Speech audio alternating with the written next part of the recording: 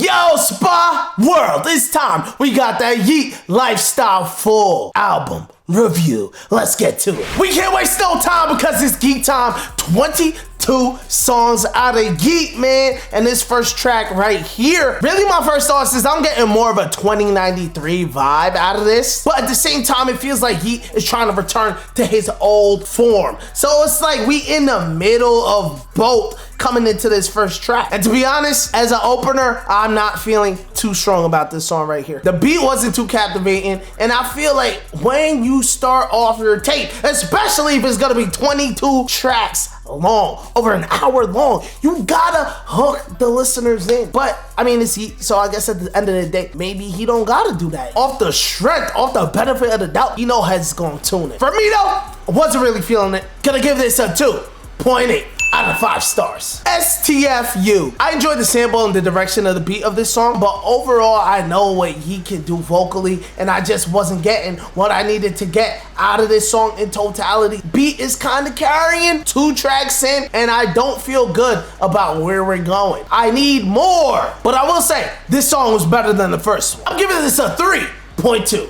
out of 5 stars. They tell me. I'm gonna go ahead and consider this as the first song because now we going in the direction that I like. Yeat really flowing on this. He doing what he needs to do. The beat is 2093-ish in terms of the futuristic vibes, and I feel like it's overall good. I like where we going. I like where we going. Let's go there. I'm giving this a 4 out of 5 stars. Track number 4, Hurting Me. This song right here is tough. I'm wondering what y'all think about the production so far. Let me know in the comments. I enjoy the melody on this track. The drums go hard, and Yeat walked on this. I'm giving this a 3.8 out of 5 stars. Speedball. This song right here could be on Up to me. My personal favorite Yeat project. What's yours? Let me know, by the way. The style, the energy. This is just my favorite variant of Yeat. He spazzed on this for sure. I'm giving this a 4.4 out of 5. You don't know life. Cunt, diamonds on me, cunt. What does that even mean? Yo, you ever hear a bar, you just start laughing like, yo, what does he even mean by this? What did he look like when he was recording this? Like, what is going on?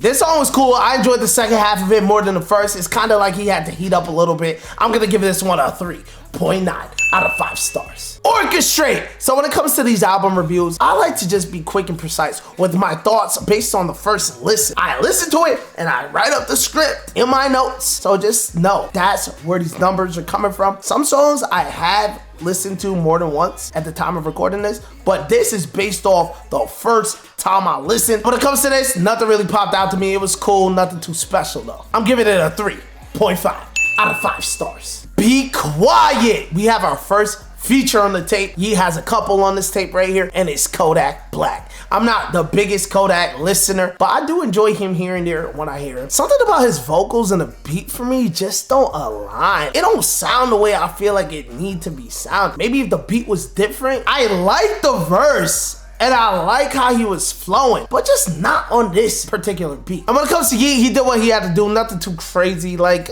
I'm giving this song a 3 out of 5 stars. The Cost. I listen to Yeat a decent amount. I enjoy his music, I really do. It gets me hyped. It puts me where I need to be on a good day, you know what I'm saying? But it's coming back to haunt me at this moment because Yeat is one of those artists that falls for the every song sounds the same argument. And that's a tough critique to fight against. If somebody brought this song to the table and was like, yo, every Yeat song sound the same. Listen to this. How does this don't sound the same? I don't think I'd be able to defend it. Like, it sounds good, but it's kind of just his typical bag. Nothing really too unique out of this. I'm giving it a 3 out of 5 stars. Here we go. This is the song I was looking most forward to. If you know me, you know. And Summers and Yeat got a couple of songs together that are enjoyable. So I was hyped when I saw, I didn't even know. Cause I don't be keeping up too much with like artists, Instagram or posting or whatever or leaks. I saw it when the album dropped. I said, no way. I know it's never gonna happen, but I would love a Yeat and Summers tape together. It ain't ever gonna happen, but it might.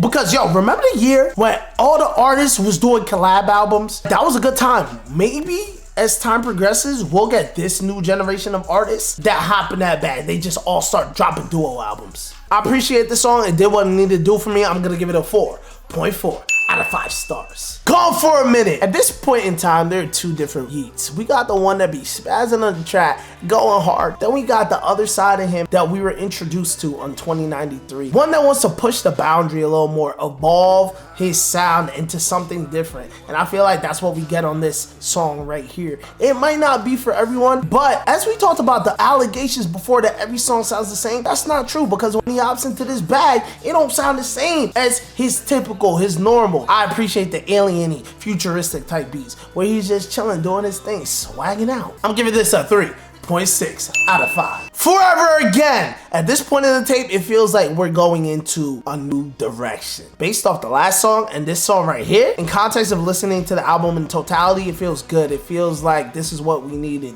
to switch up from the other tracks before, go into a new direction. I always like tapes like that, where it's multiple different vibes. Maybe the first third is one type of sound, then the second third is another type of sound, then the last third is a fusion of both, or back to the first type of sound. That's always dope. And once again, when it comes to the sounding the same allegations, he definitely beats that with this song right here. It's vibey, it's cool. I'm giving this a 4.2 out of 5 stars. On one. You know what I was saying about moving in a different direction in terms of the album? I just said that a couple seconds ago. Yeah, we're not doing that. It was more of a pit stop, because now we just back to the basics, essentially. I don't really have strong feelings about this song. It's pretty mid for Yeat, I'll be completely real. It's still good overall, but giving this a 2.9 out of 5 stars. Fly True. I enjoyed this song, but in the context of a 22 song album, it just gets lost. Giving this a 3.5 out of 5 stars. This song right here is tough. I'm rocking with a hook. Diamonds, illuminate, kill you, eliminate.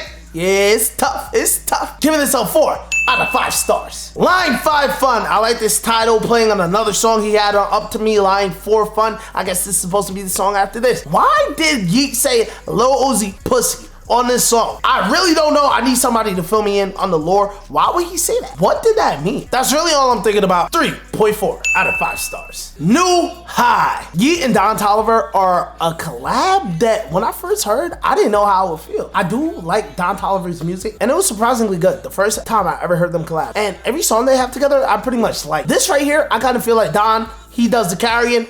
Giving this a 3.6 out of 5 stars. So what? He does this thing where he laces a banger towards the end of his tapes. This one right here, this is it. It got me locked in because I was kind of getting lost in the sauce. I'm not gonna lie. This is a 4.3 out of 5. Lifestyle. This might be one of my favorite songs on the tape. I don't listen to Dirk too much, but he did his thing on this. As of right now, I don't know what kind of lifestyle he gonna be living. Free that man, don't free that man, keep that man. What y'all think? I don't know. I'm giving this a 4.6 out of 5. God talking shh.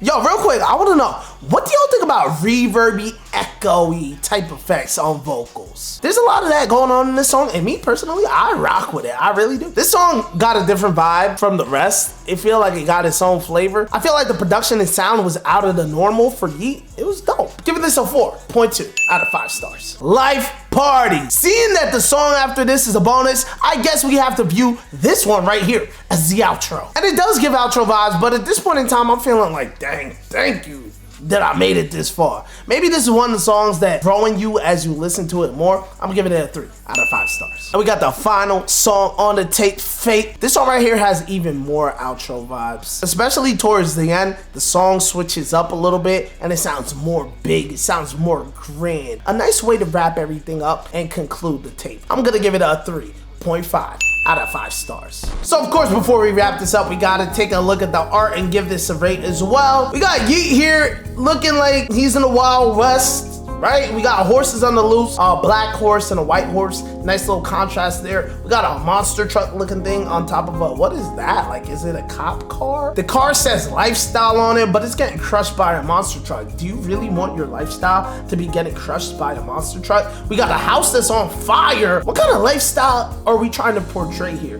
Does the music represent this art? That's a question. I kind of think that it does. When I listen to most of the songs and I think about this art and I look at this art, I'm like, yo, yeah, I feel this vibe. I feel this vibe. Yeat's album arts aren't usually mind-blowing, but they're cool enough. I think it fits his vibe, definitely. I'm gonna give this 4 out of 5 stars. When it comes to lifestyle, I don't necessarily know if this is an album that could be the soundtrack to a lifestyle. Maybe you think different. Maybe this could be the soundtrack to your lifestyle. But for me, this ain't finna be the soundtrack to my lifestyle. We know Yeat likes to give us 20+ plus tracks every time he pops out. But moving forward, I think he might need to chill with that method. A lot of the songs here suffer from being drowned out by the sheer amount of songs on the tape. If Yeat was able to cut 8-9 songs, make the tape 13, 14 tracks, whichever ones are his favorite, whichever ones he likes the best, just condense it. Then it wouldn't feel like a chore to make it through the album. And I guess that's been the strategy for a while for a lot of these artists. Just put out all these songs. Whoever likes whatever song, whoever resonates with whatever song, that's the song they're gonna put in their playlist. That's the song they're gonna run up. The tape gonna do more numbers. We gotta make more money. I feel like it affects your catalog though. Why don't you just put things out as a single? And then when it comes to the album, you have the best of the best. And this is coming from someone who is a fan of Yeat. While I feel like every song was a baseline level of good, it does start to feel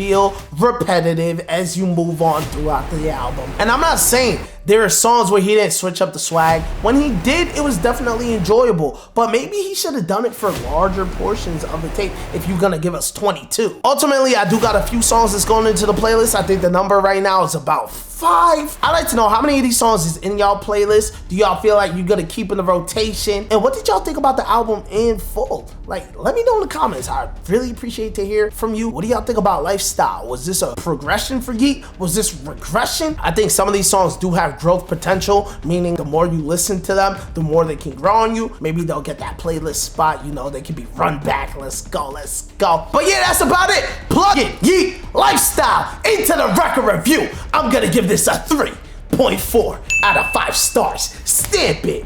Make sure you hit that like button if you here, hit that sub button if you new. See y'all next album review.